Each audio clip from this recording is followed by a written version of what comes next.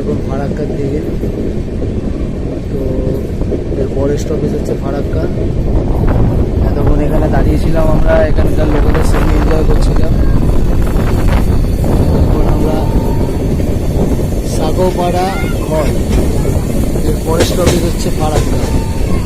এতক্ষণ দাঁড়িয়ে থাকার পর আমাদের গাড়ি এখন লম্বা টানবে।